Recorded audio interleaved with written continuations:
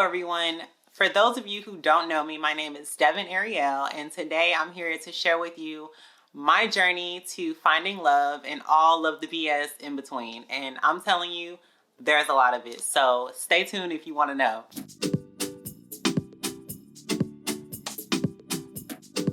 So dating as a trans woman is probably the most nerve-wracking thing that I've ever experienced. I mean, there's so many different aspects to it. There's like, does the guy know? When do I tell him? Where do I tell him? Is he gonna freak out? Is he gonna try to hurt me? Is he gonna harm me? What is his friends gonna think? When I started dating, I remember my first real serious adult relationship with this guy with me fresh out of high school. I was 18, he was 25. I had moved to the suburbs of Chicago to go to art school, to design school. And we just instantly had like this connection with each other. And I remember talking to him like every day and us finally meeting and going out on a date. So we dated for, I want to say maybe like 3 or 4 months, but he was like the first guy that I dated that really treated me like I felt like I deserved to be treated like a woman. You know, he opened the door for me. He paid for dates. He was like the perfect gentleman up until ish hit the fan. I guess he was talking to some girl that he was dating still in New York. I was too young and he was just like, okay, like, you know, I can't deal with this little young girl no more. I still had these grand ideas about what I thought love was and what I thought it should be. And I was just all around just doing way too much. Y'all, I'm telling you, I thought this man was the love of my life. I thought we were going to get married and have kids and live happily ever after with the white picket fence and all that jazz. So you can imagine when he broke up with me, I was devastated. It was so tragic. And I'm laughing now, but I mean, I was distraught. Like a whole bunch of stuff happened. My mom ended up coming up to Chicago to move me back home. I dropped out of college.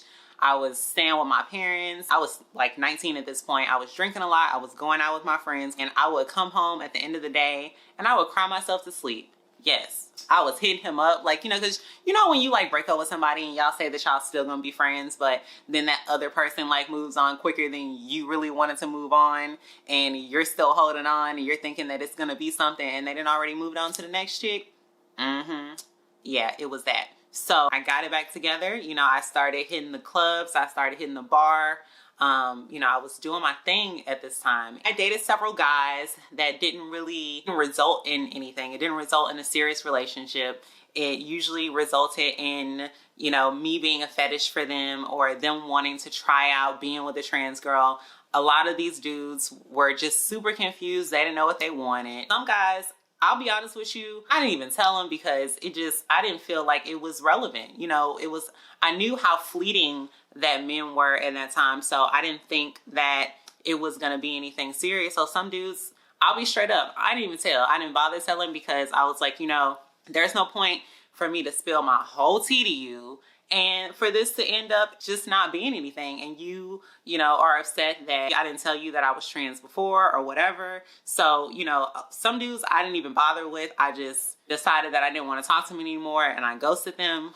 My bad. I was in my 20s and the last thing that I wanted to do is come out to every guy that I was interested in. Eventually, I started kind of figuring out that young dudes wasn't really my speed. They weren't really mature enough for me. They didn't really have nothing. They were still living at their mama house. Like, I wasn't looking for a dude like that. I wanted a dude that was established. I wanted someone who was intellectual. I wanted somebody that can teach me some things, okay? I didn't want some dude that I could just go party with or drink with or Netflix and chill. Like, no thanks. I wanted somebody that could show me the world, show me something different. So I started opening up my dating pool and I started opening up myself to dating people who were not in my same city, not in my same state. And, you know, I met several different guys, a lot of them that stayed, you know, in my orbit for years, but it just never really amounted to anything, you know?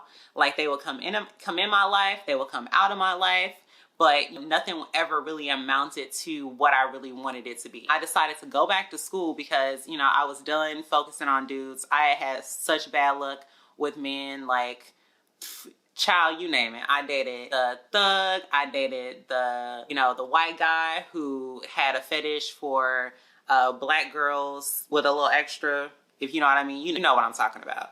I dated, you know, the guys who were secretly married. I don't know how many husbands I've dated over the course of my experience. But if I dated your husband or your boyfriend, I'm sorry. You know, they don't tell us anything. I didn't know. I would never knowingly date someone who's attached to another person. That's just not my thing.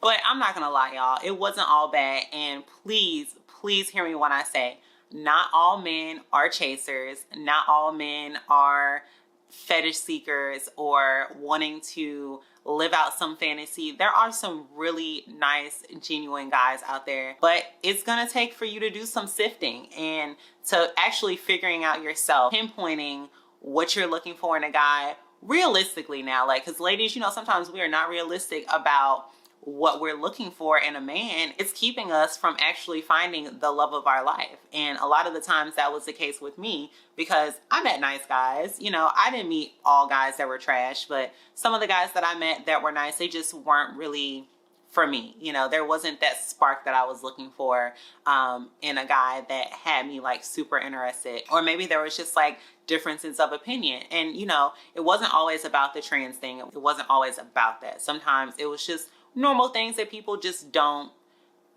click on, and that's normal. But at this time I was like, you know, I'm tired of all the BS. I'm done dealing with these dudes who aren't going to amount to anything. So I'm just going to focus on me. I'm gonna get to know me, because for like my whole life up until that point, I was always looking for a dude to be the love of my life, looking to find the one. That just didn't pan out for me at that time. So I was like, you know, I'm just gonna focus on myself. I'm gonna go back to school. And so I did that. I was going back to school. I was focusing on my studies. I was still on dating apps, but I wasn't really active on dating apps. I just had my profile up. I remember running across a picture of this really cute guy on some site that I was on. I think it was maybe like Trans Day or whatever. But I remember seeing his picture. And if you want to know more, stay tuned to the second video of when I talk about how I met the man that I am with now.